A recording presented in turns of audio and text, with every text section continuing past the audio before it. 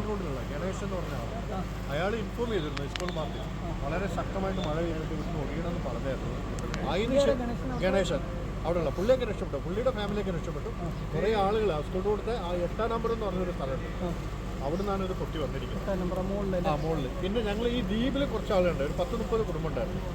ദ്വീപ് എന്ന് പറഞ്ഞാൽ ഈ പുഴയുടെ നേരെ പിന്നാലെ ബാക്കിൽ. അപ്പോൾ അവിടുന്ന് സുരേഷ് എന്ന് പറഞ്ഞ ഒരാൾ എന്നെ രാത്രി ഒരു 11 മണി അല്ല 1 മണിയാകുമ്പോൾ വിളിച്ചു, ഞങ്ങളെ രക്ഷപ്പെടുത്തണമെന്ന് പറഞ്ഞു. അങ്ങനെ ഞങ്ങൾ കുറേ പേരൊക്കെ കൂടി വന്ന് അവരെ രക്ഷപ്പെടുത്തി കുറേ അങ്ങോട്ട് പോകുന്നു. പിന്നെ ഒരു സ്ലൈഡ് വന്നു, പിന്നെ ഞങ്ങളെല്ലാം തിരിഞ്ഞോടി. പിന്നെയും വന്ന് കുറേ ആളുകളെ രക്ഷപ്പെടുത്തി, പിന്നെയും ഒന്നുകൂടി പൊട്ടി, പിന്നെയും ഞങ്ങൾ തിരിഞ്ഞു പോയി. 2-3 പ്രാവശ്യമായിട്ട്.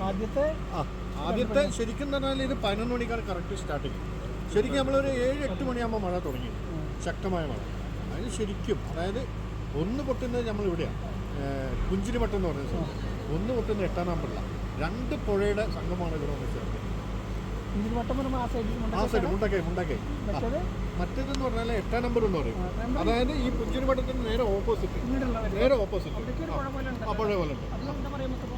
അത് 8-ാം നമ്പർ പുഴ പിള്ളസാറിൻ്റെ ഏരിയ നിന്നാണ് പൊട്ടിക്കുന്നത്. പിള്ളസാർ എന്ന് പറഞ്ഞൊരു അവിടെ ഒരു 8-ാം നമ്പർ എന്ന് പറയും, അവിടെ നിന്നാണ് പൊട്ടിയിരിക്കുന്നത്. അവിടെ ഒരു പുഴ ഉണ്ട്, 2 സൈഡിൽ നിന്നും ഉണ്ടായിരുന്നു. അല്ല, അതൊക്കെ പ്ലാന്റേഷനാണ്, ഭൂരിപക്ഷം പ്ലാന്റേഷനാണ്. അതായത് അവിടെ റാണിമല ഉണ്ട്, ഡംഡം ഉണ്ട്, പിന്നെ പുഞ്ചിരിമട്ടം ഉണ്ട്, അങ്ങനെ കുറേ എസ്റ്റേറ്റ് കംപ്ലീറ്റ് പിന്നെ ഏലത്തോട്ടാണ് ഫുള്ളായിട്ട് വരുന്നത്. പിന്നെന്ന് പറഞ്ഞാൽ പിന്നെ ശരിക്കും ഈ നമ്മളെ ഇവിടെ ഒരു സ്കൂളുണ്ട്, പുതിയൊരു നിർമ്മിച്ച സ്കൂളിൽ ശരിക്കും അവിടെ കണ്ടമാനം മരങ്ങൾ വന്ന് ഡംപ് ചെയ്തുകൊണ്ട് ശരിക്കും ഇങ്ങോട്ടേക്ക് വെള്ളം വന്നിട്ടില്ല. കുറേ പിന്നെയും അവിടേക്ക് കൺവേർട്ട് ചെയ്ത് പോയിട്ടുണ്ട്. ബസ് വന്നത് ശരിക്കും പറഞ്ഞാൽ ഒരു 12 മണിക്ക് ശേഷം. അത് കഴിഞ്ഞ് പിന്നെ 1 മണിക്ക് വന്നതാണ്.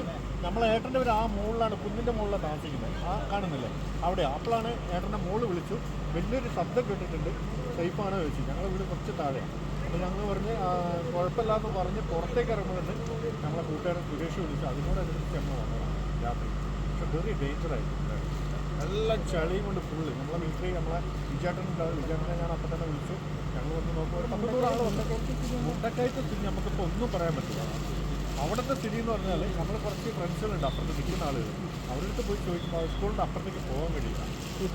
അത് മുണ്ടക്കൈ സ്കൂൾ UP സ്കൂളിൻ്റെ അപ്പുറത്തേക്ക് പോകാൻ കഴിയില്ല. മൂന്നാമത് ശരിക്കും പറഞ്ഞാൽ ഒരു 3 മണി, പിന്നെ അത് കഴിഞ്ഞ് ഒരു 4 മണി, ആ ഒരു റേഞ്ചിലാണ് വന്നത്. മുണ്ടക്കൈയിൽ എന്ന് പറഞ്ഞാൽ ശരിക്കും പറഞ്ഞാൽ ഒരു 100-500 വീടുകളുണ്ട്. 100-500 വീടുകളുണ്ട് അതിൻ്റെ ഏരിയയിൽ. പാടിയായിട്ടും പിന്നെ കുറേ വീടുകളുണ്ട്, റിസോർട്ടുകളായിട്ടും പല മേഖലയായിട്ടും. മുണ്ടക്കൈ ശരിക്കും പറഞ്ഞാൽ ഒരു 100-500 വീടുകളുണ്ട്, കുടുംബങ്ങളുണ്ടാവും ശരിക്കും പറഞ്ഞാൽ. റിസോർട്ടുകളുണ്ട് കണ്ടമാനം. പിന്നെ നമുക്ക് വരുന്നത് പിന്നെ അട്ടമലയെന്ന് പറഞ്ഞാൽ മൈഗ്രൻസ് എന്ന് പറഞ്ഞാൽ ഒരു 10-100 തൊഴിലാളികൾ അവിടെ ഉണ്ട്. അട്ടമലയിൽ പ്രളയം ഉണ്ടായിട്ടില്ല, ഇത് ഉണ്ടായിട്ടില്ല, പക്ഷെ അവരൊക്കെ അവിടെ.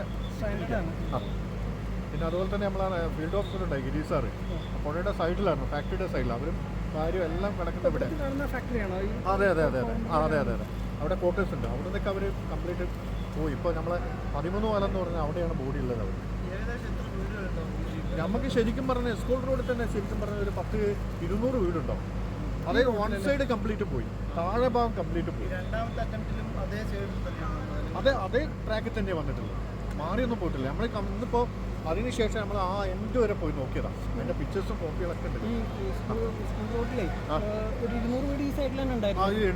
അതായത് ശരിക്കും പറഞ്ഞാൽ നമ്മളവിടെ ഒരു 5 സെൻറ്റ് 3 സെൻറ്റ് നമ്മളിപ്പോൾ ഇങ്ങനെ നിൽക്കുന്നില്ലേ, അതേപോലെയാണ് അവിടെ വീടുകൾ, കംപ്ലീറ്റ് വീടുകൾ. ചെറിയ വീടുകളും വലുതും ഉണ്ട്. 4 പേര് 5 പേരുണ്ടോ മിനിമം? അതെ, ഓക്കെ. അതെ. ആ രീതിയിൽ നോക്കുന്നതാണെങ്കിൽ തന്നെ നമുക്ക് ഈ ഒരു കൺസെപ്റ്റ് എന്ന് പറഞ്ഞാൽ ഇപ്പോൾ കുറച്ച് പേര് രക്ഷപ്പെട്ടിട്ടുണ്ട്. 10-60 പേര് ആളുകൾ പിന്നെ പോയിട്ടുണ്ട്, രക്ഷപ്പെട്ട് പോയിട്ടുണ്ട്. പറഞ്ഞ 3ലേക്ക് ഉൾപ്പെടുത്തിക്കോളൂ, എന്നാൽ പിന്നെ ബാക്കി 2 പേരും അങ്ങനെ വരുള്ളൂ. ഇപ്പം നമുക്ക് ആവറേജ് ഇപ്പോൾ ഒരു 10-100 ബോഡിയോളം കിട്ടിയിട്ടുണ്ട്. ഓൾറെഡി നമ്മളെ പഞ്ചായത്തിൽ 100 ബോഡിയോളം ഡംപ് ചെയ്തിട്ടുണ്ട്, അത്രയും ബോഡി വന്നിട്ടുണ്ട്. അതായത് നിങ്ങൾ പറഞ്ഞ 150 വീടുകളിൽ 100 വീടിൽ നിന്ന് നമ്മൾ എടുത്തു കഴിഞ്ഞാൽ തന്നെ 300 ആളുകൾ. ശരിക്കും വലിയൊരു ഇത് തന്നെയായിരിക്കും. ശരിക്കും ഇതിൻ്റെ കൃത്യമായിട്ടൊരു ലെവലിൽ കിട്ടണമെന്നുണ്ടെങ്കിൽ കുറച്ച് കഴിയണം. മുണ്ടക്കായും കൂടി നമ്മൾ ഇതിപ്പോൾ നമ്മൾ അമ്പലം പോയി, പാലം പോയി, അമ്പലത്തിലെ ശാന്തി ഉണ്ട്, ശാന്തിക്കാരനെ കാണുന്നില്ല. എല്ലാം വളരെ ഇതാണ്. ഈ പാലം പോയത് കൊണ്ടാണ് മെയിനായിട്ട് നമുക്ക് ഇവിടെ ഒന്നും ചെയ്യാൻ പറ്റാത്തത്. അതായത് പാലം പോയതുകൊണ്ട് നമ്മൾ മുണ്ടക്കായി ഒറ്റപ്പെട്ടു. നിങ്ങൾ കറക്റ്റ് 12 മണിക്കാണ് അതായത് 1 മണിക്ക് അങ്ങനെ സംഭവിക്കുന്നത്. ഇപ്പോൾ 200 വീട്ടിൽ വളരെ കുറച്ചല്ലേ ബാക്കി നിൽക്കുന്നുള്ളൂ ഈ സൈഡിലത്തെ. അതെ അതെ അതെ, വീടുകൾ അതായത് ഒരു 3-4 വീടുകളുള്ളൂ. അധികം വീടുകൾ ആ ഭാഗത്തുണ്ടോ? എങ്ങനെ? ഫാക്ടറി നേരെ ഓപ്പോസിറ്റ്, പുഴയുടെ നേരെ അക്കരയാണ്. ഇത് ഇപ്പുറത്താണ്. ഇത് 2 സൈഡും പുഴയായി. ഇങ്ങേ സൈഡും പുഴയായി, ഇപ്പുറത്തും പുഴയായി. ഇങ്ങനെ ചേട്ടൻ്റെ പേര്? എൻ്റെ പേര് മനോജ്.